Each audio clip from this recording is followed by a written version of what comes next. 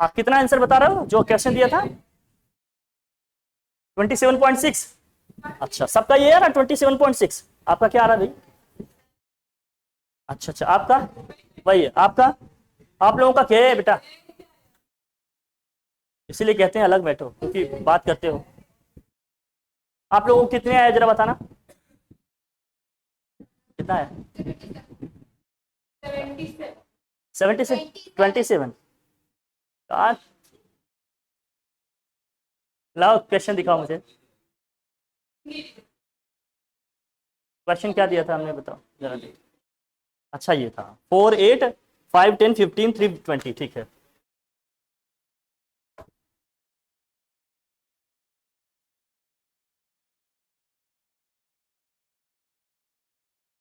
आप लोग अगर क्वेश्चन नहीं लगा पा रहे हो भाई, तो समझो आप बोर्ड के क्वेश्चन नहीं कर पाओगे, क्योंकि ये अभी इजी हैं। क्वेश्चन बहुत टफ मिलने वाले हैं आगे। क्या इस चैप्टर आप लोगों ने पहले पढ़ा है? हाँ बोलिए। नहीं, बहुत अच्छे। ये कितना था? 15। इसके बीच में हमें निकालना था इक्विवेलेंट रेजिस्टेंस, ऐसा कुछ था नहीं था ना? चलो किया आप लोगों ने, बढ़िया। देखो, ये जो 4 ओम है और ये क्या है जो 8 ओम है, ये जो 4 ओम है और ये जो क्या है भाई 8 ओम है, ये किसमें है? बोलिए। ये R3 है, ये R4 है, ये क्या है आपका R5 है। बताओ R1 R2 कौन से कॉम्बिनेशन में है? इसको मान लेते हैं ये R6 है, ये क्या है मान लेते हैं R7 है। इससे समझ में आएगा आपको कौन किस में है ना। R1 R2 किस में है? सोल्यूशन देखो फटाफट, जिन्होंने किए हैं भाई वो अपना चेक कर लेंगे क्या इसी तरह से किए हैं, जिन्होंने नहीं किया है वो कर ले हमारे साथ। जो आपका 4 ओम है और 8 ओम है, ये दोनों कौन से हैं? सीरीज कॉम्बिनेशन में। इसका मतलब R1 और R2 हमारे कौन से कॉम्बिनेशन में भाई? सीरीज कॉम्बिनेशन में। They are in series combination. तो इनका जो इक्विवेलेंट रेजिस्टेंस निकलेगा R डैश क्या होगा? दोनों को ऐड करके निकलेगा 4 + 8 कितना आ जाएगा भाई? 12 ओम। इन द सिमिलर वे ये आपका 5 ओम और 10 ओम किसमें है? सीरीज कॉम्बिनेशन में है। एंड आपका 5 ओम 10 ओम जिसको आप R3 और R4 लिख रहे हो, ये भी किसमें है? सीरीज में है। इनका जो इक्विवेलेंट होगा R double dash equal to क्या होगा? 5 + 10 कितना आ जाएगा भाई? 15 ओम। अब देखो, ये 12 ओम, ये 15 ओम और ये 15 ओम, ये तीनों किसमें हो गए? पैरेलल कॉम्बिनेशन में। आप लिखोगे क्या? लिखेंगे यहां से ये लिखना रहेगा आपको 12 ओम, 15 ओम और ये अगला 15 ओम, या इसी को आप इनके लेटर्स जो सिंबल हैं वो लिख सकते हो R dash, R double dash और क्या है भाई? R5। किस कॉम्बिनेशन में है ये? बोलो। In parallel combination. अगर ये पैरेलल कॉम्बिनेशन में है तो इनका इक्विवेलेंट रेजिस्टेंस कैसे निकलेगा? 1/R triple dash equal to, लिखने का तरीके सीखिएगा। अब 2 से ज्यादा है ना तो वो वाला नहीं लगेगा, 2 होता तो लगा लेते। कैसे करेंगे? 1/12, 1/15 और 1/15। क्या होगा 15 और 12 का एलसीएम? 60 होगा। चलो ठीक है। 12 5 जा कितना होगा? 60। 5 1 जा 5 प्लस 15 4 जा कितना होगा? 60। यहाँ जाएगा 4 प्लस 15 4 जा क्या हो जाएगा? 60। यहाँ भी आ जाएगा 4। 13 अपॉन क्या आ गया भाई? 60। ये 1/R ट्रिपल डैश है, तो R ट्रिपल डैश की वैल्यू क्या आएगी फिर बताओ? 60/30। 60 अपॉन क्या जाएगा? 30, यही आएगा। रेसिप्रोकल करेंगे ना इसका। ठीक है।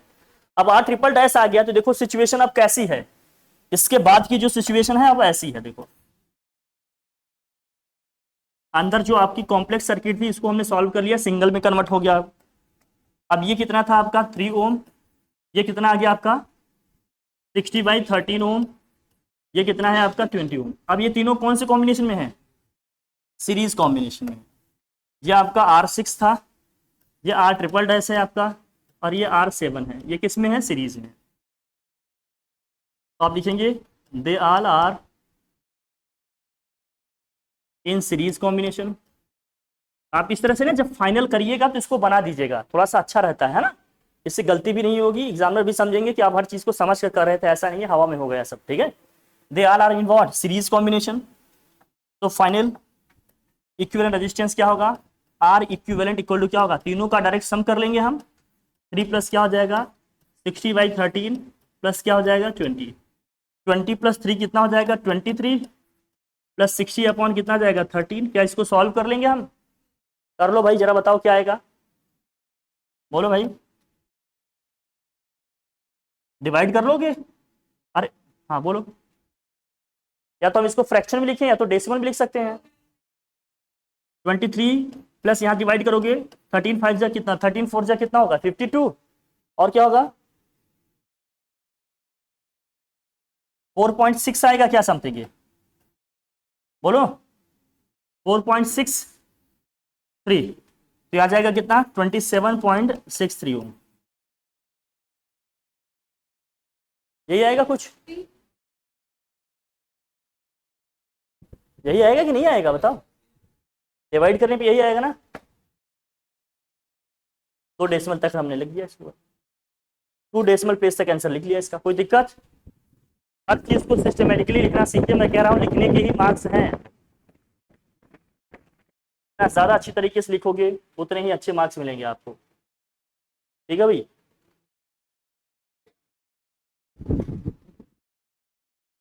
लिख लिया, नोट कर लो भाई,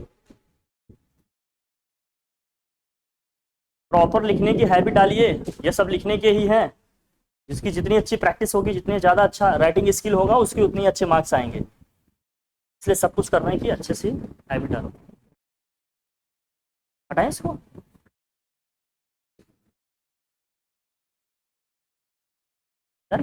लिखो लिखो जल्दी लिखो।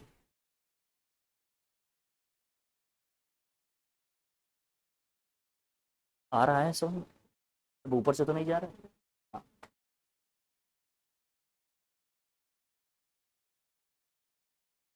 नेक्स्ट चले करें, सीरीज और पैरेलल कॉम्बिनेशन की बातें हो गई थी, कल जो क्वेश्चन दिया था उस पर कर लिए थे, आज हम लोगों ने पढ़ने हैं क्या रेजिस्टिविटी, हेडिंग करिए रेजिस्टिविटी। अच्छा, रेजिस्टेंस में ना आपने रेजिस्टेंस पीछे लिखा, रेजिस्टेंस को अफेक्ट करने वाले फैक्टर्स की बात नहीं है क्या?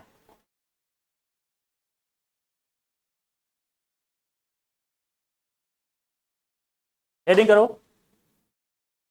Factors on which resistance of a conductor depends. Heading करिए, हेडिंग ये करिए, इसको लिखवा देते हैं, सीक्वेंस में रहेगा, सीक्वेंस रहेगा, थोड़ा काट लो, कार लगता है, कभी कभी कोई चीजें बिना मन के भी करनी पड़ती है ना, जैसे खाने में आपको सैलेड वगैरह नहीं पसंद है लेकिन आप खाते हैं कि नहीं खाते, खाना पड़ता है, हेल्थ के लिए जरूरी होता है, डाइजेशन के लिए जरूरी होता है। देखिए, factors on which resistance of a conductor depends, कौन कौन से फैक्टर पे रेजिस्टेंस डिपेंड करता है? Factors on which resistance of a conductor depends, factors on which resistance of a conductor depends. देखो, रेजिस्टेंस R इक्वल टू होता है रो L upon ए, बहुत ध्यान से देखना, इसको समझना, ये फार्मूला भी है, इस पे न्यूमेरिकल भी आएंगे, ठीक है ठीक है। अब रो क्या है, L क्या है, A क्या है, ये समझते हैं, पहले ये समझ लेते हैं फिर इस पे बात करेंगे। मान लेते हैं कोई कंडक्टर है आपके पास, ये है इसका, ये है इसका क्रॉस सेक्शनल एरिया। आप क्रॉस सेक्शनल एरिया जानते हो क्या होता है? क्रॉस सेक्शनल एरिया कितने लोग जानते हैं क्या होता है, बताओ भाई। जैसे हमारी पेस पेन है, पेन देखो, वायर, वायर कौन से शेप में होता है? सिलेंड्रिकल शेप में होता है, सिलेंडर के शेप में होता है ना, सिलेंडर वगैरह जानते होंगे अगर आप लोग तो लेंथ। जैसे ये सिलेंडर है, सपोज करो ये पेन क्या है आपका, सिलेंडर है, तो ये वाला जो इसका एरिया होगा ना, इसको बोलते हैं लॉन्गिट्यूडिनल एरिया। क्या बोलेंगे? जब कर्व वाला एरिया होता है, जैसे कर्व वाला जो एरिया होता है उसको क्या बोलते हैं, लॉन्गिट्यूडिनल एरिया। लेकिन ये जो दोनों एंड्स का सर्कल है ना, इस सर्कल का जो एरिया होता है उसी को क्या बोलते हैं हम लोग, क्रॉस सेक्शनल एरिया। क्या बोलते हैं? Cross sectional area. Cross sectional area का मतलब क्या है, ये एंड में जो सर्कल है, इस सर्कल का जो एरिया है इसी को क्या बोलेंगे हम, क्रॉस सेक्शनल एरिया। तो एक कंडक्टर है जिसकी लेंथ क्या है, इसके लेंथ है मान लेते हैं एल, इसकी लेंथ है एल, और इसका जो क्रॉस सेक्शनल एरिया है वो क्या है, ये जो इसका क्रॉस सेक्शनल एरिया है वो क्या है, कैपिटल ए है, ठीक है। रो क्या है, रो है रेजिस्टिविटी, अभी इसकी बात करेंगे। रो का मतलब क्या है, रेजिस्टिविटी, अभी देखेंगे। रो का मतलब क्या है भैया, रेजिस्टिविटी, जो हमने पीछे लिखा था हम इसकी बात करेंगे अभी। अभी हमें जिसकी बात करनी है वो देखेंगे। आर इसमें क्या है, रेजिस्टेंस है, रेजिस्टेंस का सिंबल आ रहा है, हमने पीछे पढ़ लिया, इसमें कोई दिक्कत नहीं। ये क्या समझ में आ रहा है, मोटा मोटा ही समझ रहा है। जो रेजिस्टेंस आर है आपका किन किन फैक्टर्स पे डिपेंड कर रहा है, ये लेंथ के क्या है, डायरेक्टली प्रोपोर्शनल है। इसका मतलब जिस कंडक्टर की लेंथ जितनी ज्यादा होगी उसमें उतना ही ज्यादा क्या होगा, रेजिस्टेंस होगा। और जो रेजिस्टेंस आर है वो क्रॉस सेक्शनल एरिया के क्या है, क्रॉस सेक्शनल एरिया के इनवर्सली प्रोपोर्शनल है। इसका मतलब जिसका जितना ज्यादा क्रॉस सेक्शनल एरिया होगा उसमें उतना ही कम क्या होगा, रेजिस्टेंस होगा। इन शॉर्ट ये समझना कि जो वायर जितना ज्यादा मोटा होगा उसमें रेजिस्टेंस उतना ही क्या होगा, कम होगा। जो वायर जितना ज्यादा पतला होगा उसमें रेजिस्टेंस उतना ही क्या होगा, ज्यादा होगा। उल्टा है, ये समझ गए, ठीक है। बाकी मटेरियल पे भी डिपेंड करेगा, टेम्परेचर पे डिपेंड करेगा, ये सारी चीजें भी अपने को लिखनी है। पहले ये फॉर्मूला लिखो, छोटा सा ये डायग्राम ड्रॉ करो, फिर मैं आपको फैक्टर्स लिखवाता हूँ। फटाफट लिखिए इसको, ये फॉर्मूला लिखेंगे, ये डायग्राम ड्रॉ करो, फिर हम बताते हैं किन किन फैक्टर्स पे डिपेंड कर रहा है, लिख लेंगे यही सब। फटाफट लिखिए चलिए। डायग्राम पिक्चर्स का बड़ा रोल है, समझ रहे हो। हर बच्चा ये नहीं कर पाएगा, अगर आप करेंगे तभी आपकी क्या होगी, कॉपी अलग तरीके से ट्रीट की जाएगी। वहां पर अच्छे तरीके से एक्सप्रेस करना सीखिए। एग्जाम में कॉपी में लिखने के ही मार्क्स मिलेंगे। गुड़िया स्ट्रेट बैठो, तुम लोग मुरझाए पत्तों की तरह लटके लटके चले आते हैं। ऐसा लगता है साखे की डाल में एकदम लटके हो, कोई हिला दे तुरंत टपक पड़ोगे। हाँ बच्चा भी बताऊंगा, तो पहले ये बना लो, आप लिख लो। कितना किया, कर लिया।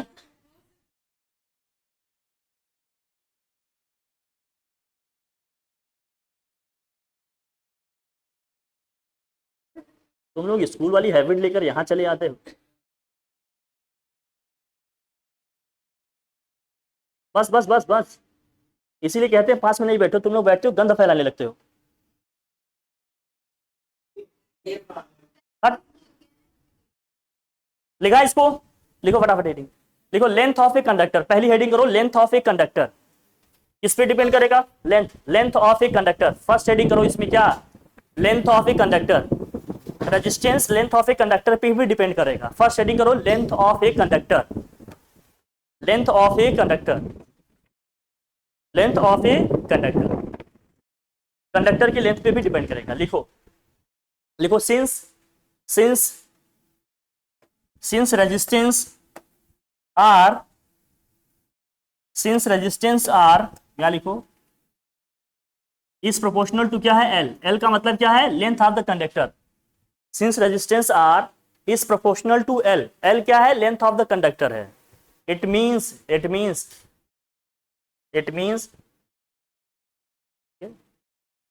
larger the length, it means larger the length, higher will be resistance of the wire. It means larger the length, higher will be resistance of the wire. मतलब जिसकी जितनी ज्यादा लेंथ होगी उसका रेजिस्टेंस उतना ही क्या होगा, ज्यादा। higher will be resistance, larger the length, higher will be resistance। मतलब वायर की लेंथ जितनी ज्यादा होती जाएगी रेजिस्टेंस उसी प्रोपोर्शन में क्या होता जाएगा, बढ़ता जाएगा। क्लियर हुआ। सेकेंड हेडिंग करो क्या, cross sectional area. Second heading करो, क्रॉस सेक्शनल एरिया। और कौन सा फैक्टर है जो रेजिस्टेंस को अफेक्ट करेगा, cross sectional area. Cross sectional area लिख दूं मैं, cross sectional area, cross sectional area,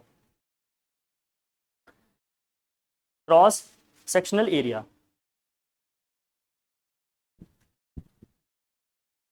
इसी को ब्रैकेट में देना थिकनेस। इसी को क्या बोलेंगे हम लोग, थिकनेस। क्रॉस सेक्शनल एरिया भी क्या है भाई, शॉर्ट में क्या लिख लेंगे इसको, थिकनेस। दोनों अलग चीजें हैं, बस उसी को रिप्रेजेंट कर रहा है, ये समझना। अब लिखो, सिंस रेजिस्टेंस आर,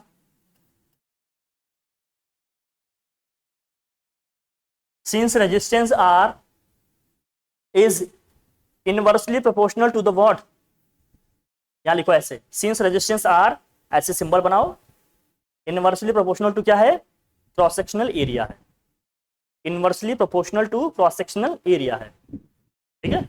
इसका मतलब क्या है, इट मींस जिसका जितना ज्यादा एरिया होगा उसका रेजिस्टेंस उतना ही क्या होगा, कम होगा। मतलब जितना ज्यादा थिकनेस होगा रेजिस्टेंस उतना ही क्या होगा, कम होगा। लिखो, it means larger cross sectional area or larger thickness of a conductor, larger cross sectional area, or what, larger larger thickness of a wire, ठीक है,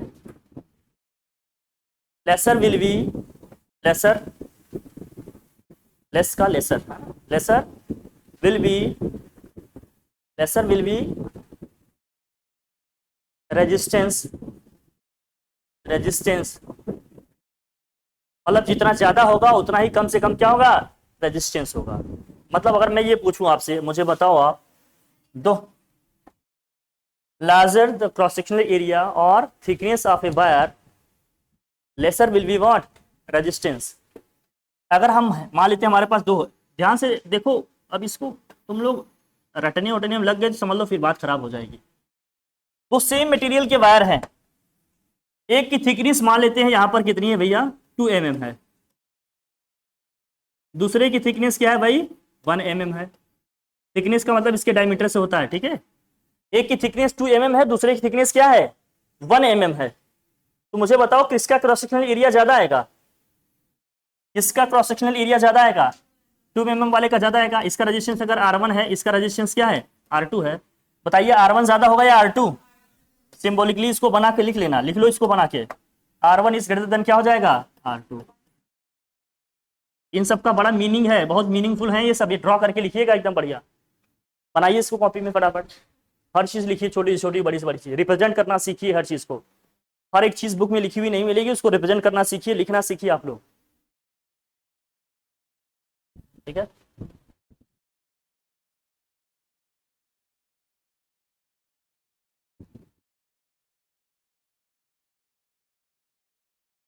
हाँ, R2 is greater than R1 होगा, बिल्कुल सही कह रही है। R2 इज ग्रेटर देन क्या होगा, R1। जिसकी थिकनेस कम होगी उसका रेजिस्टेंस क्या होगा, ज्यादा होगा। जो जितना ज्यादा थिक होगा उसका रेजिस्टेंस उतना ही क्या होगा, कम होगा। क्लियर है, देखिए थर्ड हेडिंग करो, material of the conductor, material, material of the conductor. Third कौन सा फैक्टर है जो रेजिस्टेंस को अफेक्ट करेगा, मटेरियल ऑफ द कंडक्टर। भाई वायर किस मटेरियल का बना है इस पे डिपेंड करेगा कि नहीं। हम शॉप पे जाते हैं, इलेक्ट्रिक वाले क्या कहते हैं, भैया कॉपर वायर दे दो मुझे, बोलते हो कि नहीं आप। एल्युमिनियम भी ले सकते हैं, कोई कहता है मुझे आयरन की दे दो वायर, कोई किसी बोलता है कभी नहीं। एल्युमिनियम का थोड़ा सस्ता पड़ जाता है इसलिए लोग लेते हैं, लेकिन जो बेस्ट, जो आपका सुटेबल है, जिसमें थोड़ा सा कम कॉस्ट आएगा, अच्छी उसकी क्या होगी, कंडक्टिविटी होगी, वो कौन सा वायर है आपका, कॉपर का होता है। कॉपर वायर मांगते हैं कि नहीं आते, तो मटेरियल पे भी डिपेंड करेगा। हाँ तांबा, तांबे की तांबे का तार मांगते कि नहीं, तांबा का वायर बोलेंगे तो नहीं ठीक लगेगा ना, तांबा बोले तो तार बोलो। लेते हैं कॉपर का वायर, क्योंकि उसकी कंडक्टिविटी क्या होगी, एल्युमिनियम से ज्यादा होगी, है ना। नहीं होता है तो एल्यूमिनियम से भी काम चल जाएगा, बट वो वायर ज्यादा हीट होता है, मैं बताऊंगा, क्योंकि इसका रेजिस्टेंस थोड़ा क्या होता है, ज्यादा होता है। अगर मैं कॉपर वायर की बात करूं और एल्यूमिनियम वायर की बात करूं, अगर दोनों की थिकनेस सेम है, कौन ज्यादा रेजिस्टेंस ऑफर करेगा, एल्यूमिनियम ज्यादा करेगा। अभी ऑर्डर लिख देते हैं, तो मटेरियल भी डिपेंड करता है कि किस मटेरियल का वायर दिए। सबसे कम रेजिस्टेंस कौन से वायर का होता है भैया, सिल्वर के वायर का होता है। चांदी का तार बनवा लो, समझ रहे ना।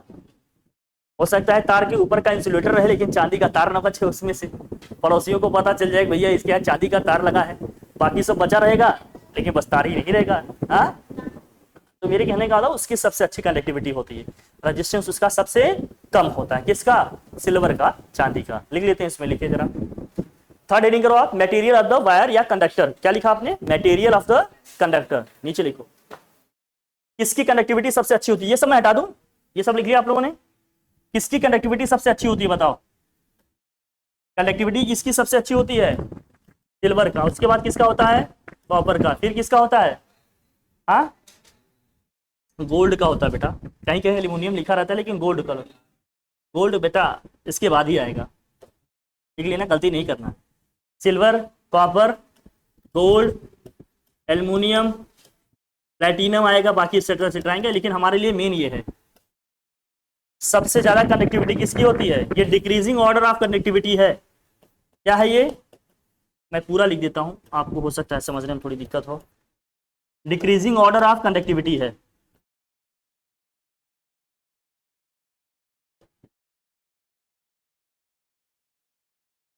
Decreasing order of conductivity. और इंक्रीजिंग ऑर्डर ऑफ क्या है, resistance. Increasing order of resistance,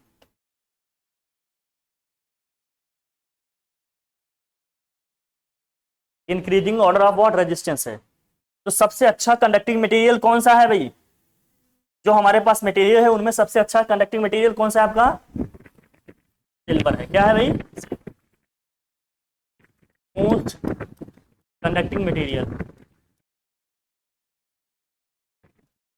लिख ले भाई, कुछ फैक्ट्स याद होनी चाहिए आपको, ठीक है, लिख लो। मोस्ट कंडक्टिंग मटेरियल क्या है, सिल्वर है। इसके बाद कॉपर आएगा, फिर गोल्ड है और एल्यूमिनियम है, इसके बाद एक्सेट्रा एक्सेट्रा बहुत सारे। इसके बाद सबसे कम रेजिस्टेंस किसका होगा, सिल्वर का। सबसे अच्छी कंडक्टिविटी किसकी होगी, सिल्वर की। ध्यान रखना, आ जाता है ये भी, ध्यान रखना एग्जाम में आता है भाई, ठीक है। लिखा भाई, चलो लिखा, नोट किया। नेक्स्ट लिखेंगे द मोस्ट इंपॉर्टेंट टॉपिक आपका क्या है, टेम्परेचर। टेम्परेचर पे किस तरह से डिपेंड करता है, सबसे ज्यादा कंफ्यूजन यहां होता है, इसको हटाओ, लिख लिया, लिखो टेम्परेचर। टेम्परेचर रेजिस्टेंस को किस तरह से अफेक्ट करेगा, टेम्परेचर किसी भी वायर या कंडक्टर का किस तरह से इसके रेजिस्टेंस को अफेक्ट करेगा, टेम्परेचर की हम बात करेंगे। देखो यहां टेम्परेचर, टेम्परेचर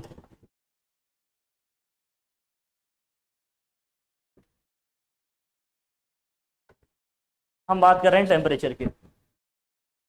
टेम्परेचर जो फैक्टर है कंडक्टर पे अलग तरीके से इंपैक्ट डालेगा, इंसुलेटर पे अलग तरीके से डालेगा, सेमी कंडक्टर पे अलग तरीके से डालेगा। लेकिन मैं बता देता हूं दो तीन में। पहले तो कंडक्टर में देखो, कंडक्टर का मतलब क्या होता है, ऐसे मटेरियल सब्सटेंस होते हैं जो इलेक्ट्रिसिटी कंडक्ट करते हैं, है ना, कंडक्टर की बात करेंगे। दूसरा क्या है भाई, सेमी कंडक्टर।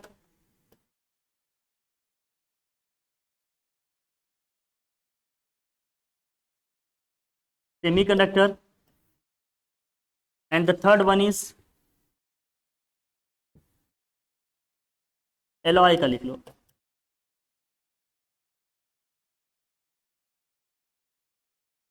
इन्हीं तीन में, एक को पढ़ने से यहाँ कुछ नहीं होगा, यहाँ सबको देखना पड़ेगा। कंडक्टर में किस तरह से इफेक्ट डालेगा, सेमी कंडक्टर में किस तरह से इंपैक्ट डालेगा, एलॉय में किस तरह से डालेगा। एलॉय का मतलब समझते हो ना, दो या दो से ज्यादा सब्सटेंसेस मिक्स करके जैसे बनाते हैं, जैसे ब्रास है, ब्रॉन्ज है, ये सब आपके किस कैटेगरी में आते हैं, एलॉय की कैटेगरी में आते हैं, जिसमें दो या दो से ज्यादा सब्सटेंसेस को मिक्स करके कोई नया सब्सटेंस बनाया जाता है ना। अब देखो कंडक्टर में देखो क्या होगा, कंडक्टर का जो रेजिस्टेंस होता है टेम्परेचर बढ़ने के साथ बढ़ेगा। मतलब ये क्या होगा, टेम्परेचर के डायरेक्टली प्रोपोर्शनल होगा। मतलब जितना ज्यादा टेम्परेचर बढ़ता जाएगा रेजिस्टेंस भी उतना क्या हो जाएगा, बढ़ता जाएगा। इसको लिखना, ये बहुत खास है, सबसे ज्यादा कंफ्यूजन और डाउट यही होता है। कंडक्टर के केस में जैसे जैसे वायर का रेजिस्टेंस टेम्परेचर बढ़ता जाएगा रेजिस्टेंस भी क्या होता जाएगा। इसका मतलब जो हम वायर या जो भी हम इलेक्ट्रॉनिक डिवाइस यूज कर रहे हैं, टाइम के साथ ये हीट हो जाता है कि नहीं, तो टेम्परेचर बढ़ने के साथ इसका रेजिस्टेंस भी क्या होता जाएगा, बढ़ता जाएगा। लिखो इसमें टेम्परेचर के क्या है, डायरेक्टली प्रोपोर्शनल है। टेम्परेचर के क्या है, डायरेक्टली प्रोपोर्शनल है। It means higher the temperature higher will be resistance. इसके नीचे लिख लेना, इट मींस, नीचे लिखना इसके, इट मींस एकदम इसी के नीचे लिखना, क्योंकि इसके नीचे भी लिखेंगे इसके नीचे भी लिखेंगे। It means higher the temperature higher will be resistance, higher the temperature higher will be resistance, higher the temperature higher will be resistance. जितना ज्यादा टेम्परेचर होगा उतना ही ज्यादा क्या होगा, रेजिस्टेंस। सेमी कंडक्टर के केस में इनवर्सली प्रोपोर्शनल होता है।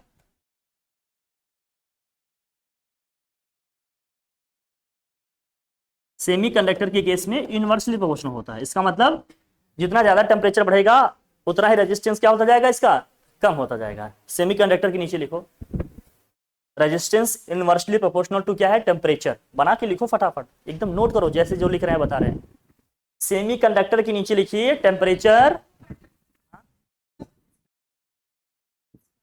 इट मींस कंप्लीट हो गया वो कंडक्टर का था, अभी सेमी कंडक्टर का लिख रहे हैं। सेमी कंडक्टर में लिखो क्या होगा, रेजिस्टेंस, रेजिस्टेंस क्या होगा, टेम्परेचर के इनवर्सली प्रोपोर्शनल होगा। इसका मतलब जितना ज्यादा टेम्परेचर बढ़ता जाएगा रेजिस्टेंस उतना क्या होता जाएगा, घटता जाएगा। ठीक है, देखो it means higher the temperature lesser will be resistance.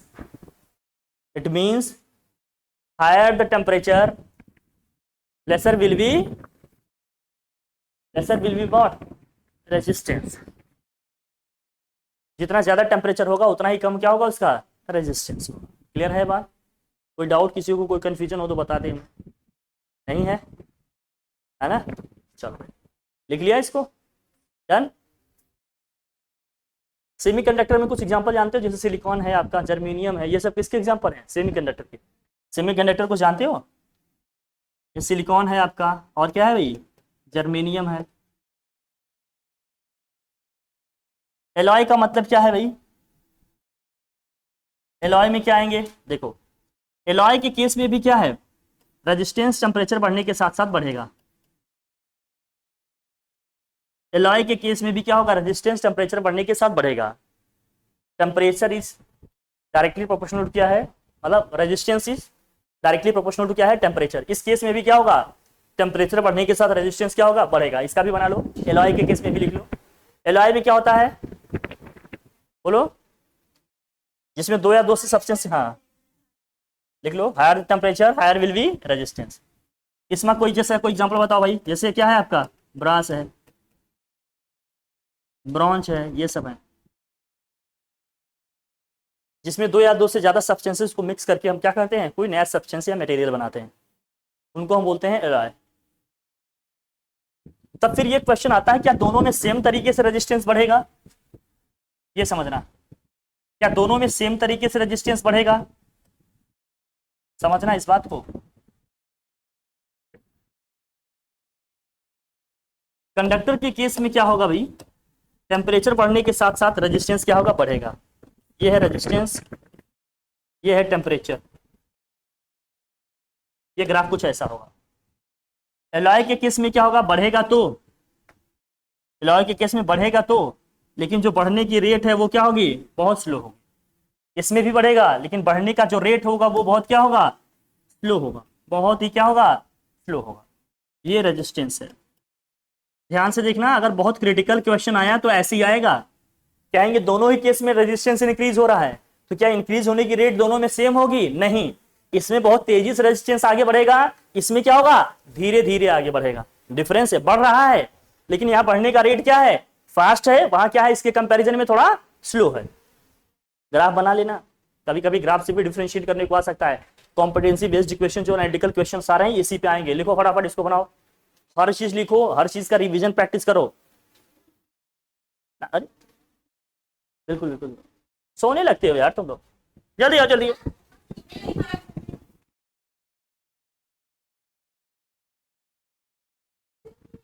कोई बात नहीं, कोई बात नहीं, आप सब बहादुर बच्चे हैं। चलो ठीक है भाई, हाँ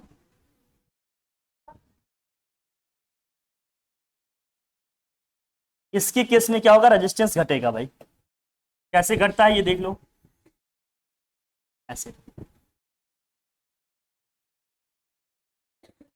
जैसे जैसे आप टेम्परेचर बढ़ाओगे रेजिस्टेंस क्या होगा, इसका घटता जाएगा। इसका ग्राफ ऐसे होता है सेमीकंडक्टर का। सबका रखो, हर चीज बुक में नहीं लिखा है, यही सब क्वेश्चन ही आपको दूसरों से अलग बनाएंगे। हर चीज पढ़ के चलिए, छोटी से छोटी, बड़ी से बड़ी। टेम्परेचर वाला फैक्टर बहुत इंपॉर्टेंट है। तो कंडक्टर और एलॉय के केस में क्या होगा, टेम्परेचर बढ़ेगा तो रेजिस्टेंस बढ़ेगा।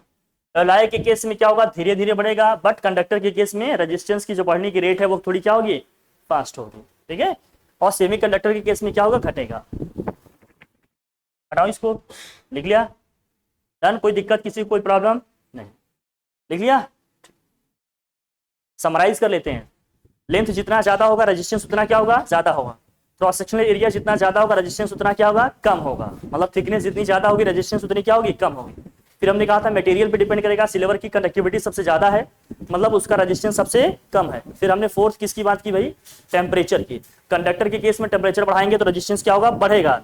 एलॉय के केस में भी बढ़ेगा, लेकिन बढ़ने की रेट क्या होगी, थोड़ी कम होगी। सेमीकंडक्टर के केस में टेम्परेचर बढ़ने पर रेजिस्टेंस क्या होगा, घटेगा। इनवर्सली प्रोपोर्शनल है। क्लियर हुआ आप?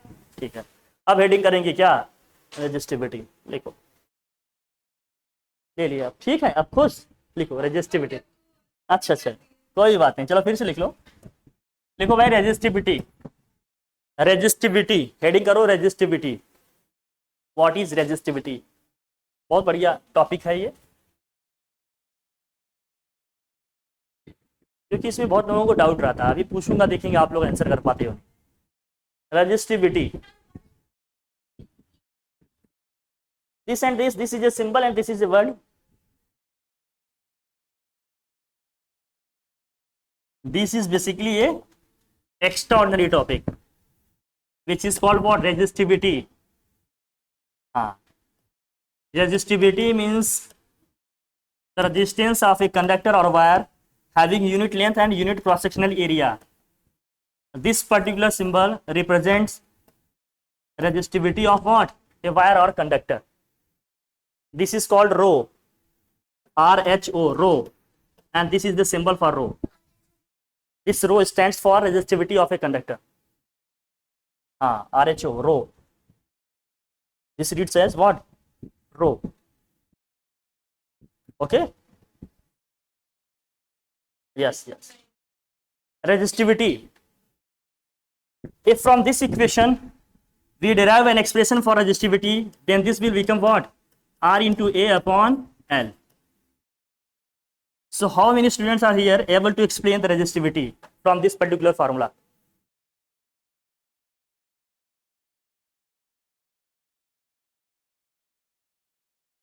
Now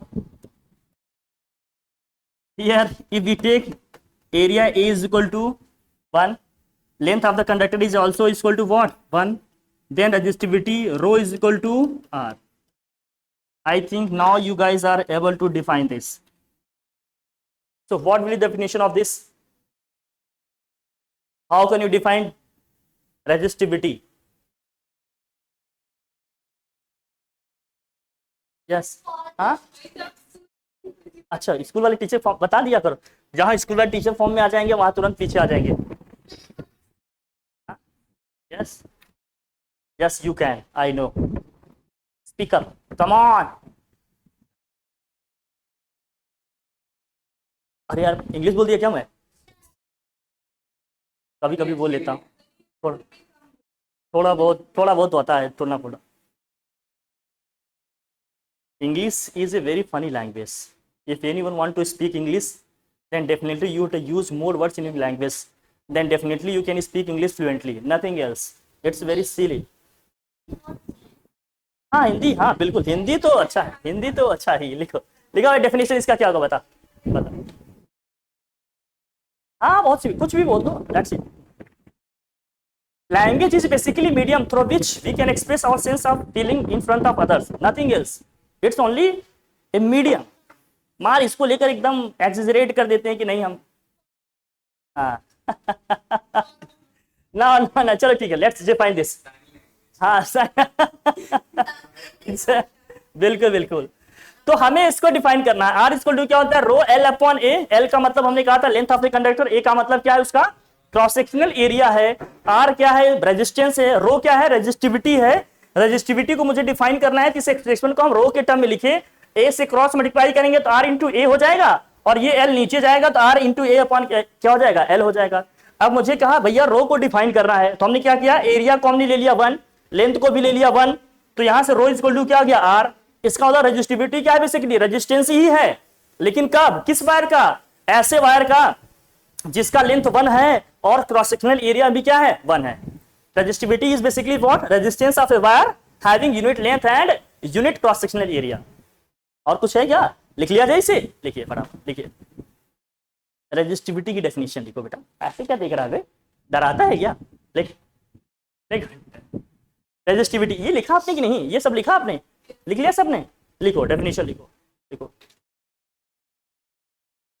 The resistance of a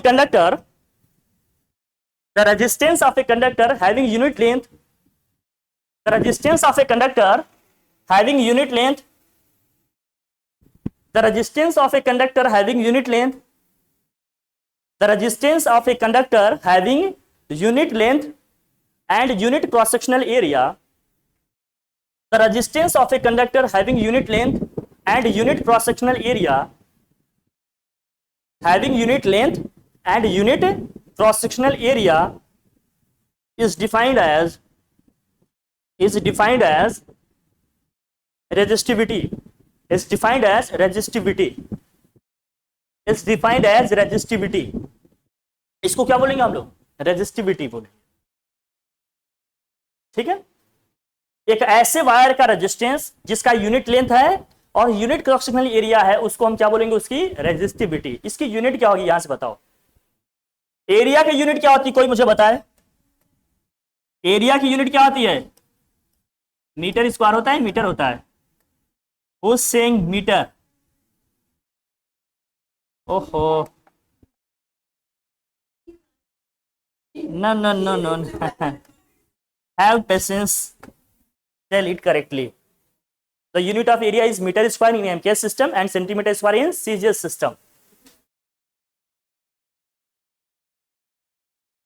क्या क्या? अच्छा अच्छा अच्छा, ठीक है। देखो, एरिया का क्या होता है? Metre square. लेंथ का क्या होगा? मीटर होगा। रेजिस्टेंस का क्या होगा? ओम। तो क्या होगा यूनिट? मैं डिराइव करा दूं क्या? सर डेरिवेशन करा देते तो ठीक था, नहीं तो आता तो नहीं है।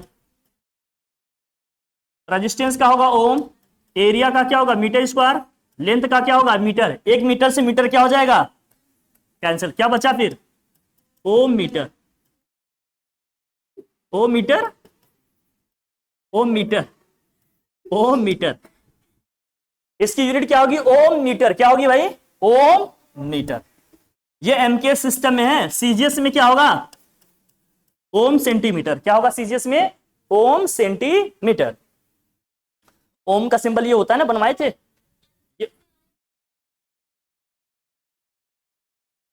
ओम, हाँ हाँ, लिखो। अरे तुम ना, तुम्हारा कोई जवाब नहीं। लिखा भैया? ये लिखा? कहाँ लिखी?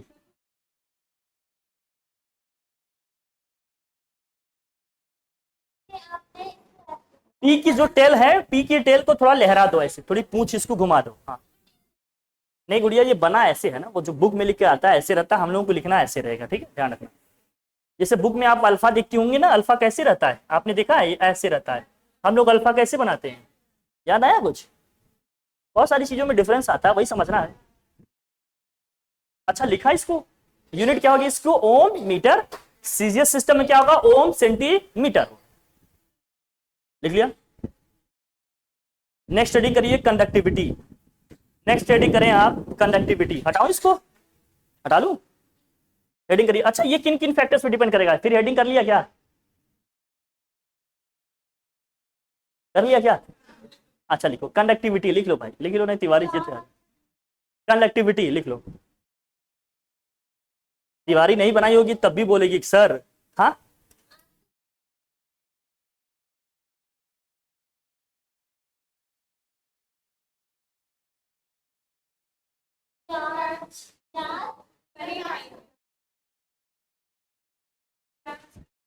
बस कर लेंगे, ले ले। देखिए कंडक्टिविटी पढ़ाएंगे जरूर, काहे घबरा रहे हो? हाँ, अभी लिखवा रहे हैं, लिख लीजिए, तिवारी जिद करने लगती है। कंडक्टिविटी, कंडक्टिविटी को सिग्मा से रिप्रेजेंट करेंगे।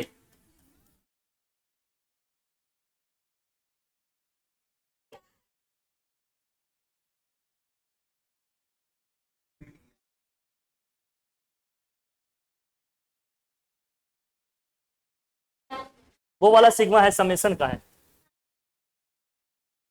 तो मैं तो फिजिक्स को मिक्स कर रही हूँ क्या? Each and every subject have their own language and symbols। इस सिग्मा का मतलब है कंडक्टिविटी से, ये सिग्मा का मतलब समेशन से होता है। इसका मतलब समेशन से होता है। जितने भी टर्म्स लिखे हैं उनका सम करो। ठीक है ना? जैसे अगर लिखा हुआ है कहीं x1 + x2 ऐसे करके लिखा है, कहां तक? xnth। इसको लिख सकते हो summation of xi, i is running from 1 to n। इसको ऐसे लिख सकते हो।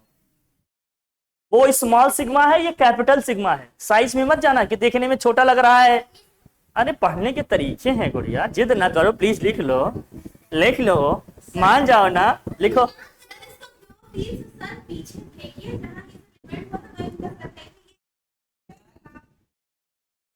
हाँ। चलो चलो भैया लिखो। तो सिग्मा इक्वल टू क्या होगा? 1/रो, मतलब किसका रेसिप्रोकल है?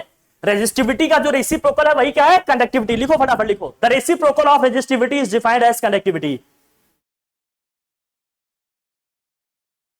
The reciprocal of resistivity is defined as conductivity.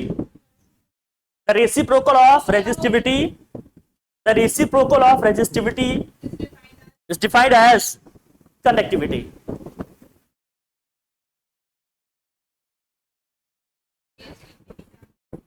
ठीक है, the reciprocal of resistivity is defined as conductivity. ठीक है, इसका रेसिप्रोकल होगा, देखो रो इक्वल टू क्या था, आर ए अपॉन एल था, तो उल्टा इसका क्या हो जाएगा, एल अपॉन आर ए। इसकी यूनिट क्या होगी बताओ, यूनिट क्या होगी इसकी,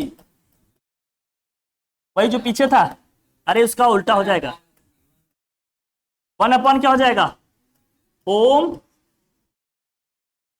ओम का इनवर्स लिखोगे और मीटर इनवर्स। ओम का इनवर्स क्या होता है, म्हो, MHO लिखते हैं म्हो, या इसी को लिखेंगे ऐसे भाई सिंबल से। अब मैं क्या कर सकता हूं, भौ नहीं लिखना, म्हो MHO होता है, ये सिंबल है। Ohm inverse, ohm inverse metre inverse होता है, ओम इनवर्स मीटर इनवर्स होता है किसका, कंडक्टिविटी की यूनिट। कंडक्टिविटी की यूनिट क्या होगी, ओम इनवर्स मीटर इनवर्स। हाँ, ओम का इनवर्स MHO लिखा जाता है, म्हो। अब भाई अब मैं क्या करूं, इसको मैं खोजा हूं क्या, ये मेरी डिस्कवरी है क्या,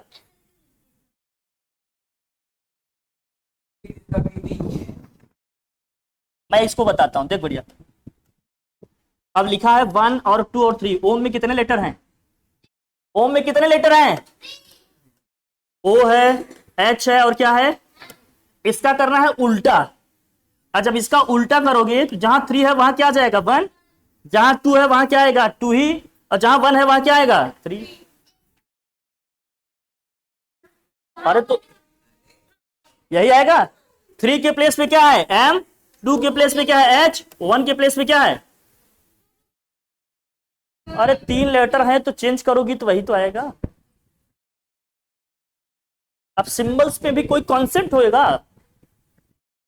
हाँ, अब मैं आपसे क्वेश्चन पूछ रहा हूं कि बताओ ए को आप ऐसे क्यों लिखते हो, ए आप ऐसे क्यों लिखते हो बताओ मुझे, क्या करोगे, जो चीज बचपन से नहीं पढ़े कभी तो बचपन में पढ़ना पड़ेगा। तो भाई जो सिंबल है वो है। ए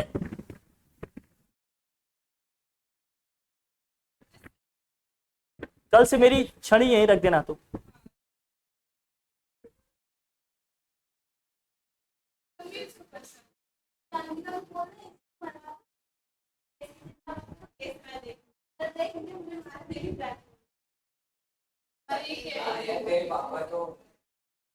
अब यही कर लें, केस केस खेल रहे हैं हम लोग।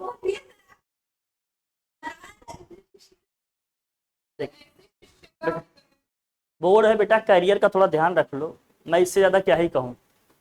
बाकी ये लफाजी तो सड़क पे भी हो सकती है, अभी क्लास छूट जाएगी तो सड़क पे कर लेना, जो चीज यहाँ करने के लिए इकट्ठा हुए हैं वो करें ना हम लोग यहाँ। बेटा लिखा, हाँ लिखा, इसको लिखा, कंडक्टिविटी का ही दूसरा नाम है, लिखो लिखो स्पेसिफिक कंडक्टेंस, स्पेसिफिक कंडक्टेंस।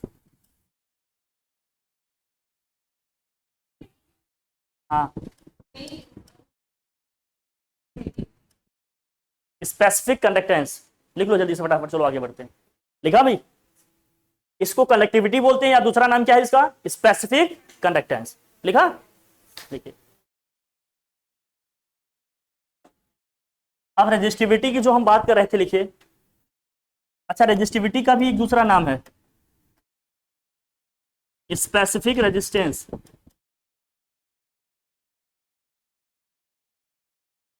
जहां रेजिस्टिविटी लिखे हो ना वही लिख देना क्या, specific resistance, specific resistance, specific resistance, क्या लिखना, स्पेसिफिक रेजिस्टेंस। अब जरा देखना यहां लिखिए, factors on which, factors on which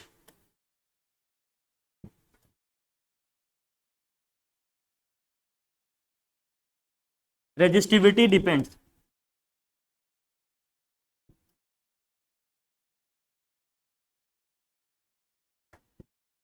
factors on which resistivity depends on, वो कौन कौन से फैक्टर हैं जिस पे रेजिस्टिविटी डिपेंड करता है। अब देखो रेजिस्टेंस में भी यही इक्वेशन लिखे थे, रेजिस्टिविटी में भी यही इक्वेशन है। रेजिस्टेंस किन किन फैक्टर्स पे डिपेंड कर रहा था, लेंथ पे, क्रॉस सेक्शनल एरिया पे, और किस पे डिपेंड कर रहा था, लेंथ, क्रॉस सेक्शनल एरिया और मटेरियल द कंडक्टर और टेम्परेचर पे। रेजिस्टिविटी किन किन फैक्टर्स पे डिपेंड करेगा, केवल दो फैक्टर पे डिपेंड करेगा। पहला लिखो material of the conductor, material of the conductor और टेम्परेचर पे। लेंथ और क्रॉस सेक्शनल एरिया पे डिपेंड नहीं करता, ध्यान रखना। मटेरियल ऑफ द कंडक्टर और टेम्परेचर पे बहुत कंफ्यूजन होता है इसमें, इनको लगता है कि जो रेजिस्टेंस का होगा वही इसका होगा, सब इसका नहीं है। ये केवल दो फैक्टर पे डिपेंड करेगा। कौन कौन सी चीजों पे भैया, मटेरियल ऑफ द कंडक्टर और टेम्परेचर पे, समझ में आया? ठीक। टेम्परेचर पे किस तरह से डिपेंड करेगा, जैसे रेजिस्टेंस कर रहा था।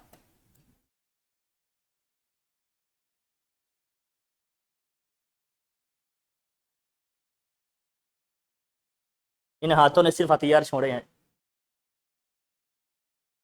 किसी मूवी का डायलॉग था, मुझे याद नहीं आ रहा है, जीत मूवी का था। हाँ हाँ, कातिया इन हाथों ने सिर्फ हथियार छोड़े हैं, चलाना। अरे हाँ यार, किससे में मंगाया था,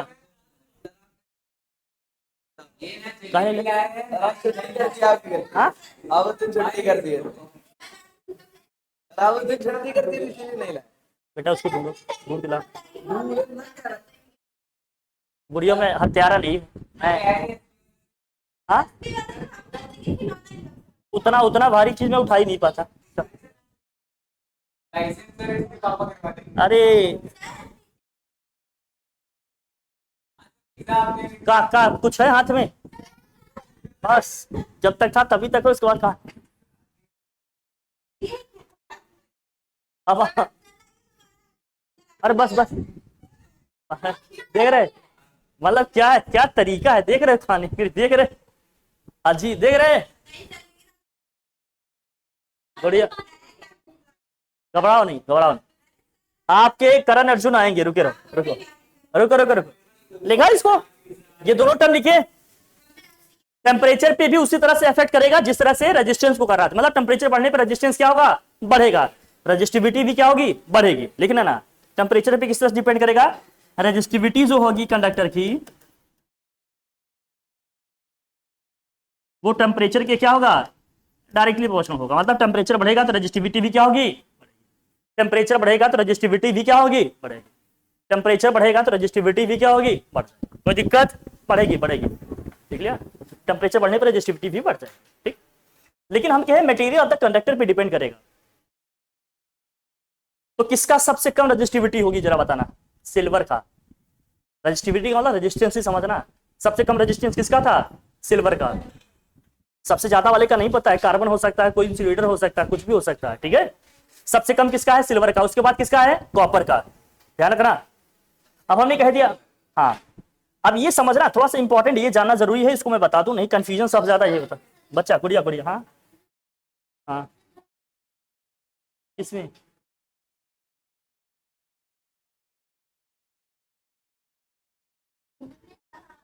आपके क्वेश्चन का आंसर मैं अभी दे रहा हूं।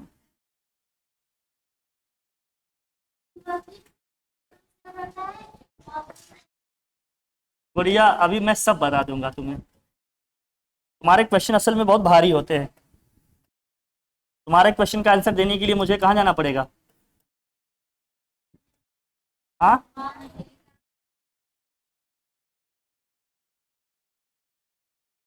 अच्छा, कौन सा वायर मोटा है, कौन सा पतला है, बताओ भाई, कौन सा वायर मोटा दिख रहा है आपको, कौन सा पतला, ये वाला मोटा, ये क्या है, पतला है, क्लियर दिख रहा है। किसका रेजिस्टेंस ज्यादा होगा, लेंथ दोनों का सेम है, किसका रेजिस्टेंस ज्यादा होगा, किसका लेंथ ज्यादा होगा, मतलब लेंथ दोनों का सेम, रेजिस्टेंस किसका ज्यादा होगा, R2। R2 is greater than क्या होगा। अच्छा ये दोनों कॉपर के ही बने हैं, ये भी जान लो, ये भी कॉपर का है, मान लेते हैं ये भी किसका है, कॉपर का ही। बहुत ध्यान से समझना बच्चा, इसकी जो रेजिस्टिविटी है क्या है, मान लेते हैं रो1 है, इसकी रेजिस्टिविटी क्या है, रो2 है। रेजिस्टिविटी किसकी ज्यादा होगी, रेजिस्टिविटी किसकी ज्यादा होगी,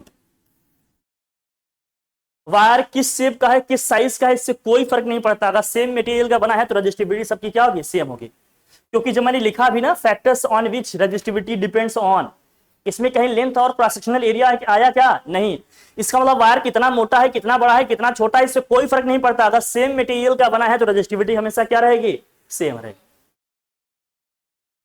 एक जगह कॉपर लिए हो, एक जगह सिल्वर लिए हो तो क्या होगा भाई, कॉपर की रेजिस्टिविटी कम होगी, सिल्वर की क्या भाई, कॉपर की ज्यादा होगी, सिल्वर की क्या होगी, कम होगी। तब तो वो ऑर्डर ही चलेगा, वो सीक्वेंस ही चलेगा ना।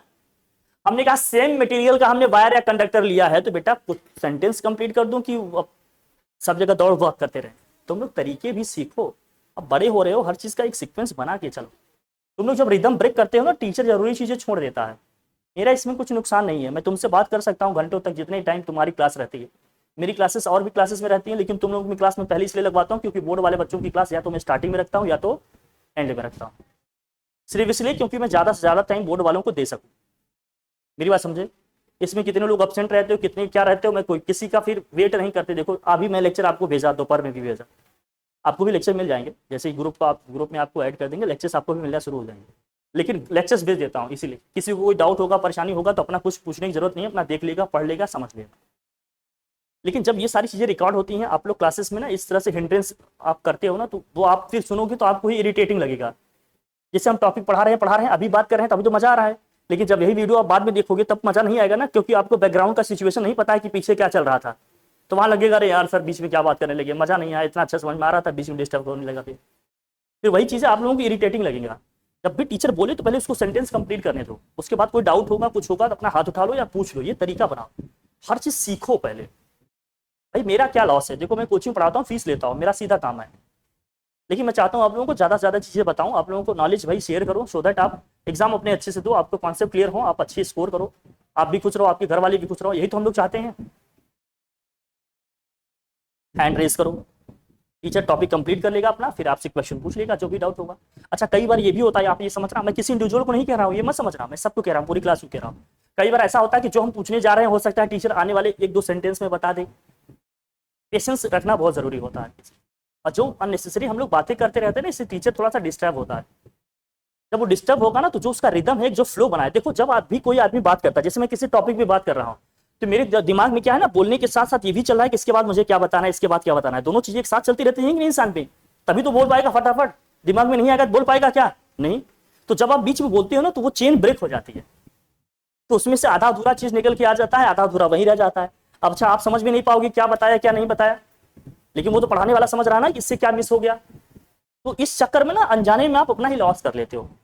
देखो मैं तो ईमानदार हूं इसलिए सामने से बता दिया, बाकी टीचर को फर्क भी नहीं पड़ता। जैसे आप अपने स्कूल में पढ़ते हो, उनको रत्ती भर फर्क नहीं पड़ता कि तुम्हें समझ में आया या नहीं आया, कोई फर्क पड़ता है क्या उनको, सब अपना सिलेबस कराते हैं चले जाते हैं मुस्कुराकर। लेकिन मुझे फर्क इसलिए पड़ता है क्योंकि मैं हर किसी के लिए अच्छा सोचता हूँ। मैं चाहता हूँ हर बच्चा, मेरे यहाँ किसी का 90% आया मैं इसकी गारंटी नहीं लूंगा, हर किसी का 85 आ जाए मैं इसकी गारंटी लूंगा। मेरे यहाँ हर बच्चा अच्छे नंबर से पास हो, मैं इसका ध्यान रखता हूँ। किसी 1-2 को मैं टॉप करा दूं इसमें मेरा कोई इंटरेस्ट नहीं है, क्योंकि हर बच्चा मुझे फीस देता है, हर किसी के अच्छे नंबर आने चाहिए। मैं सबको लेकर चलना चाहता हूं, सबका साथ सबका विकास, बाकी विश्वास तो जहां होना है वो ही रहा है।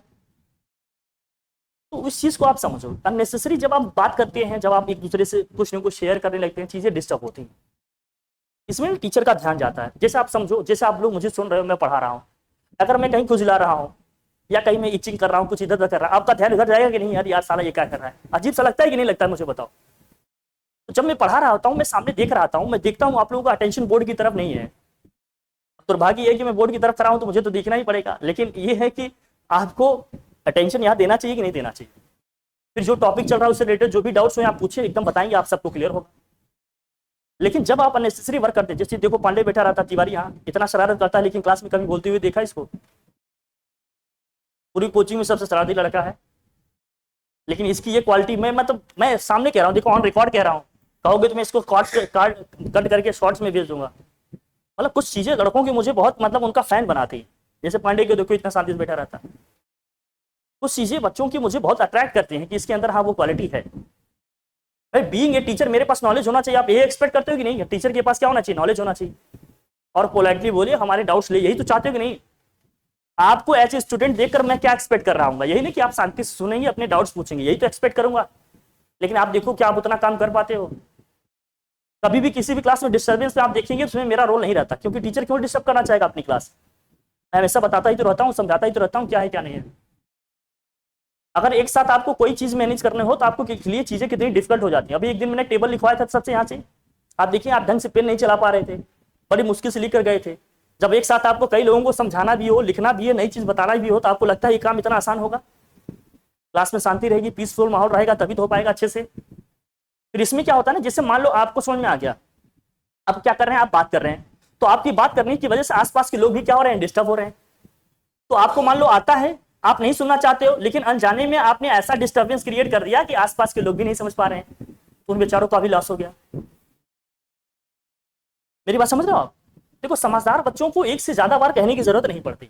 आप सभी इंटेलिजेंट है, मैं जानता हूं, बस माहौल की बात है। आप जिस तरह की स्कूल में पढ़ रहे हो, जिस तरह की सराउंडिंग में रह रहे हो, चीजें थोड़ी सी खराब है, या आप उसको सही तरीके से नहीं समझ पा रहे हो, जो भी रीजन है। लेकिन मेरा कहना यह है कि आप एक सिंसियर बच्चे बनो, सब चीज करो लाइफ में, लेकिन हर चीज का प्लेस और टाइम फिक्स रखो। जैसे क्लास में है तो पढ़ेंगे, डिसिप्लिन में रहेंगे, क्लास के बाहर निकल के मस्ती भी करेंगे, मौज मस्ती भी करेंगे, घूमेंगे टहलेंगे, ऐश करेंगे, जिंदगी में हर चीज करेंगे, लेकिन हर चीज का प्लेस है और क्या है, टाइम।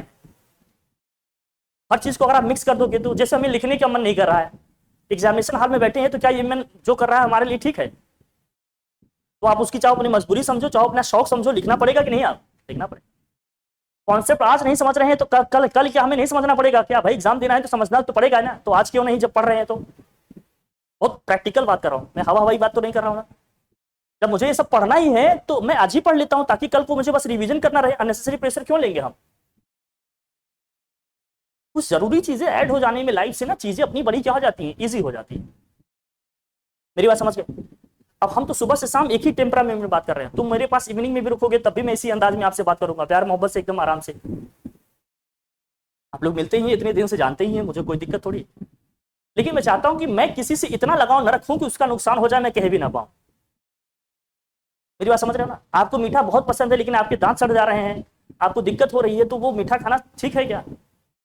उतना ही लो जिसमें आपकी चीजें बैलेंस रहे, आपका टेस्ट आ रहा, आपकी जो भी डिमांड है पूरे भी मतलब कंप्लीट भी हो जाए, फुलफिल भी हो जाए, और फिर किसी भी चीज का एक्सेस आपको बर्बाद कर देगा। नॉलेज आप जो यहां गेन करोगे वही आपको कॉन्फिडेंस देगा भाई। कॉन्फिडेंस मार्केट में मिलने वाली चीज थोड़ी है, किससे आएगा? नॉलेज और एक्सपीरियंस से ही तो आएगा भाई। जो आपको नॉलेज हो गया, आपने प्रैक्टिस किया, आपको एक्सपीरियंस हो गया, उसी से तो आएगा कॉन्फिडेंस। मार्केट में मिलने वाली चीज है क्या कि भैया 3 किलो मुझे कॉन्फिडेंस दे दो, भैया मुझे 2.5 किलो कॉन्फिडेंस दे दो, कल मेरा 2.5 किलो कम हो गया था, ऐसे मिलेगा कभी? प्रैक्टिकल बात है एकदम। सोचो आप साइंस के स्टूडेंट बच्चा अगर इररिलेवेंट वर्क करेगा, इररिलेवेंट क्वेश्चन पूछेगा, तो फिर मजा आएगा क्या? जीनियस बनो। जीनियस इन द सेंस का मतलब मेरा क्वेश्चन लॉजिकल होगा, रिलेवेंट होगा। हाँ कभी कभी हंसी मजाक मौज मस्ती जोक हो जाता है, फिर एक शॉर्ट टाइम पीरियड के लिए हुआ, 1-2 सेकंड के लिए हुआ, 1-2 मिनट के लिए हुआ, फिर हम एकदम क्या हो गए, क्वाइट हो गए, फोकस कर रहे हैं अपने टॉपिक पे, पढ़ रहे हैं। फिर कोई बात चली तो हंस के लिए बोल लिए, अपना क्वेश्चन कर लिया, अदरवाइज एकदम पेशेंस के साथ सुन रहे हैं, समझ रहे हैं। क्या मैं गलत कह रहा हूँ बताओ? अच्छा मुझे बताओ, मेरा कोई लॉस है? आप लोग मुझे फीस देते हो कि नहीं? मेरा काम क्या है? आपको अच्छे से पढ़ाना है, ईमानदारी से पढ़ाना, टाइम पे कोर्स कंप्लीट कराना, यही है कि नहीं? अगर ये काम मैं टाइम पे नहीं कर पाऊंगा तो आपको नहीं लगता कि मुझे तो फीस मिल गया लेकिन आपका लॉस हो गया कि नहीं? अच्छा मेरे साथ दिक्कत ये है कि मैं गलती होने नहीं देता। जैसे मैं वो टीचर नहीं, स्कूल वाला ना, कि तुम पढ़ो या नहीं कहो बड़े भार में, मुझे इस बात की बड़ी टेंशन रहती है किसी का लॉस नहीं होना चाहिए, क्योंकि हर बच्चा मेरे पास इस उम्मीद से बैठा है कि मैं उसको पढ़ाऊंगा, समझाऊंगा, अच्छी चीज बताऊंगा। मेरी बात समझ रहे हो? सिंसियरली बात करो, देखो समझना है। क्लास 12 वाले देखते हो क्लास के लिए कितने परेशान रहते हैं, कभी इंपॉर्टेंस समझो। 11th वाले कितने परेशान रहते हैं, कभी इंपॉर्टेंस पूछो। तुम लोगों ने मुझसे डिमांड की कि सर आपसे ही मैं पढ़ूंगा मैथ्स, कहा था कि नहीं? नहीं मेरे पास मैथ की टीचर नहीं है, पढ़वाता कि नहीं पढ़वाता मैं? लेकिन आप लोगों की डिमांड पे ही मैं आपको सारे सब्जेक्ट पढ़ा रहा हूँ। टीचर मेरे पास है या नहीं है बताओ? नहीं है, लेकिन किसकी डिमांड पे पढ़ा रहा हूँ मैं एक्स्ट्रा लोड ले रहा हूँ इसीलिए क्योंकि आप लोगों का बेहतर हो। लेकिन अगर आप इसलिए मेरी क्लास लेना चाहते हो कि सर की क्लास में मस्ती कर लेंगे, सर एकदम स्ट्रिक्ट रहते हैं मैथ वाले, तो फिर मजा नहीं आएगा, मुझे भी बोरिंग लगेगी ना चीजें फिर कि भाई मैं खड़ा हूँ, आप मेरी इंपॉर्टेंस ही नहीं समझ रहे हो तो मैं क्यों खड़ा हूँ भाई। 11th-12th वाले पूछो बेचारे तरसते रहते हैं कि मैं आधे घंटे उन लोगों के साथ बैठ जाऊँ, जो बच्चे कंपटीशन की तैयारी कर रहे हैं, जो बच्चे एग्जाम दे रहे हैं, बड़े एग्जाम, आप लोगों के साथ रहते हैं, आप लोग एकदम ऊपर। मुझे भी समझ लगता है कि भाई चलो ठीक है आप लोग बच्चे हैं, मजाक कर रहे हैं, थोड़ा चल जाए, लेकिन कब तक। जो इंसान बहुत जानता हो अगर उसको कोई ढंग से नहीं सुन रहा तो उसको नहीं लगता कि इरिटेटिंग होगा उसके लिए बहुत। यार ये लोग तो अपनी अहमियत समझ ही नहीं रहे हैं, जितना ये थोड़ा बहुत जानना चाहते हैं उतना तो कोई भी पढ़ा देगा, हम किसी को भी लगा देंगे पढ़ा देगा। मेरी क्लास में खड़ा होने का मतलब आप पेशेंस रखो, जितना सीख सकते हो सीख लो। इंटरनेट, गूगल से, यूट्यूब पे जितना भी 30 मार्खाओं से पढ़े हो अगर पूछ लो, और नोट्स मेरी कंपेयर कर लेना, उनसे हर केस में मेरी 30 मिलेगी, 19-20 नहीं 30 मिलेगा, उनका 18 ही होगा। अगर उतना मिल जाएगा तो अगर मुझे बताना, तो चाहे जितने बड़े 30 मार्का की क्लास ले लो, किसी का भी मैं बता रहा हूँ। अब मैं ये करा रहा हूँ, मैं वीडियो भेजूंगा, तुम इसका शॉर्ट्स बना लेना, तुम्हारे पास लेक्चर जाएगा। पूरी ऐसे बोले थे सुनाएंगे, देखा आप जो कह रहे थे ऐसा है कि नहीं। ओपनली चैलेंज करता हूँ। क्लास 12th में एक लड़की बैठती है, मैं सुनाऊंगा, ये ऑन रिकॉर्ड बोल रहा हूँ। अलख पांडे की बुआ की बेटी है, अलख पांडे PW वाले, बुआ की बेटी है, आती है पढ़ने। PW के घर से बच्चा मैं खींच लाया अपने पास, वो मेरी रील्स और वीडियोस देख के चली आई कि सर मुझे बेहतरीन लगा। सब उसके पास फैसिलिटी थी, पूरी लेक्चर था, लेकिन फिर भी आकर वहां पढ़ रही है। आकर देखना कभी यहाँ, तो मेरे बात समझ रहे हो। जो बच्चे जानते हैं जानती हूँ, आती है लड़की पढ़ने। उसके पापा आए थे एक बार, में पूरी फीस देकर गए। तुम लोग इंपॉर्टेंस नहीं समझ रहे हो, जो बच्चे देख रहे हो समझ जा रहे हैं कि आदमी क्या दे रहा है। मैं जो तुम्हें दे रहा हूँ वो लॉलीपॉप नहीं गुड़िया, हर चीज एकदम मन लगा के एकदम शिद्दत से बताते हैं। जो पढ़ने वाले बच्चे देख के समझ जाते हैं कि बंदा क्या दे रहा है। मैं इसीलिए ऑन रिकॉर्ड कह रहा हूँ, ये रिकॉर्डिंग में जाएगी, चाहे इसको रील्स बना लेना, चाहे कट कर लेना वीडियो तुम अपने पास। ओपनली कहता हूँ क्योंकि मैं जानता हूँ। अब मैं अभी भी कह रहा हूँ, सुन लो मेरी बात, नोट्स पे मेरे कमांड बना लो जितना मैं करा रहा हूँ।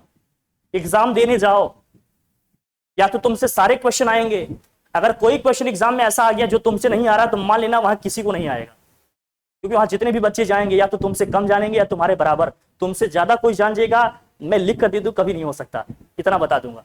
इससे ज्यादा और क्या बोलूं बताओ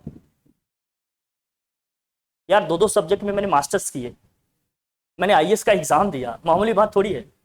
जिंदगी खपा दी मैंने पढ़ने पढ़ाने में। तुम लोगों को लफाजी लगती है ये सब चीजें, वो तो फिटनेस है, मैंने मेंटेन किया अपने आप को, मैं थोड़ा सा फिट एंड फाइन रहता हूँ। लेकिन अब तक तो मेरे निकल जाने चाहिए चुन्नू पुन्नू, यही प्लेट लेके चाय पीता मैं यही। मतलब एक बात बता रहा हूँ, तुम प्रैक्टिकल एक बात बताओ, एकदम प्रैक्टिकल। 4 साल मैंने कॉन्वेंट स्कूल में पढ़ाया है, ICSE बोर्ड स्कूल में। 3 साल डिफेंस एकेडमी में पढ़ाया है। अब भारतवर्ष का ऐसा कोई एग्जाम नहीं जिसकी क्लास के बच्चों को नहीं पढ़ाया। तुम लोग अभी लेट आ रहे हो, मॉर्निंग में देते ना, PCS वाले बच्चे आते थे, sir sir sir sir sir आधे घंटे तक क्लास नहीं लेंगे।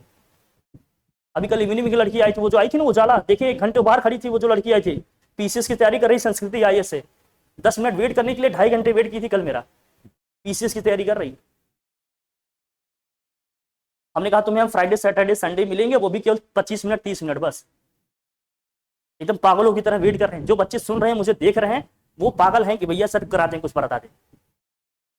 आप लोगों के साथ बैठने का यही मतलब है, इसीलिए ना मेरा बच्चों से मन उठ जाता है। फिर उन्हीं क्लासेस में रहता हूँ जिन क्लास के बच्चे ज्यादा सुनते हैं, समझते हैं। अगर कभी आप ध्यान से सुनना, किसी भी चैप्टर को आप ढंग से मुझसे पढ़ लो, आपको लगेगा यार अब तो मैं टीचर को पढ़ा सकती हूँ, ये साला मुझे क्या पढ़ाएगा। इतना बता देता हूँ मैं, किसी भी चैप्टर की बात कर रहा हूँ। कभी ध्यान से सुनना, या जितना बता रहा हूँ कभी कंपेयर कर लेना, फिर मुझे बताना। तो इंपॉर्टेंस को समझो यार, आप लोग जीनियस बच्चे हो। साइंस का बच्चा मतलब इधर उधर काम करे क्लास में, मजा थोड़ी आता है। फिर आर्ट्स में साइंस के बच्चे में क्या है, अरे एक वो रेपुटेशन होती है ना।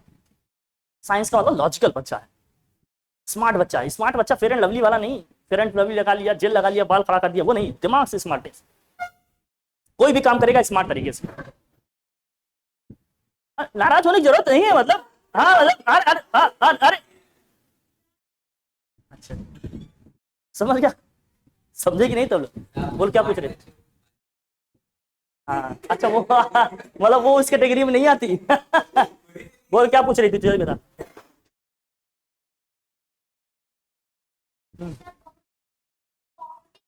हाँ हाँ हाँ, क्या क्या रेजिस्टेंस। बुढ़िया, अभी रेजिस्टेंस में मैंने क्या बताया कि रेजिस्टेंस क्या है, क्रॉस सेक्शनल एरिया के इनवर्सली प्रोपोर्शनल है। जिसका क्रॉस सेक्शनल एरिया ज्यादा होगा और उसका रेजिस्टेंस क्या होगा, इसका एरिया ज्यादा है तो इसका रेजिस्टेंस क्या आएगा, इनवर्सली प्रोपोर्शनल है ना।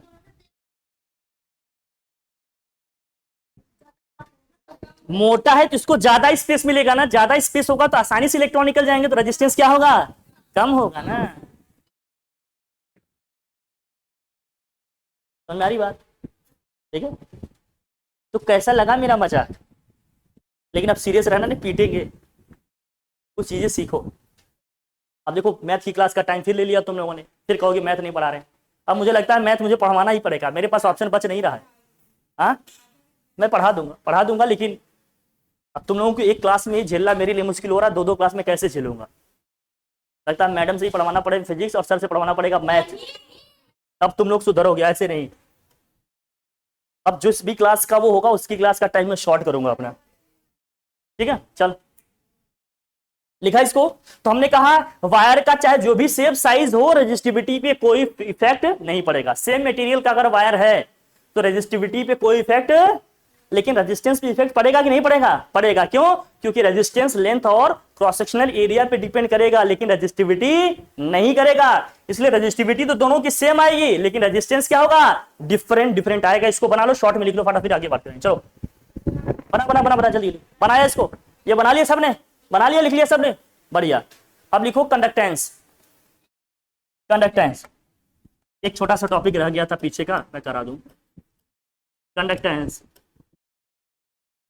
कंडक्टेंस को जी से डिनोट करेंगे, कैपिटल जी से। जी इक्वल टू क्या होता है, 1/r, मतलब the reciprocal of resistance is defined as what, conductance. देखो कंडक्टेंस कैपिटल जी से डिनोट करेंगे, लिखो the reciprocal of resistance, the reciprocal of resistance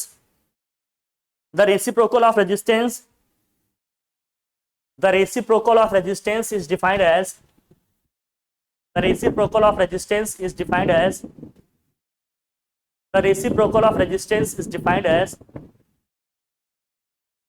conductance।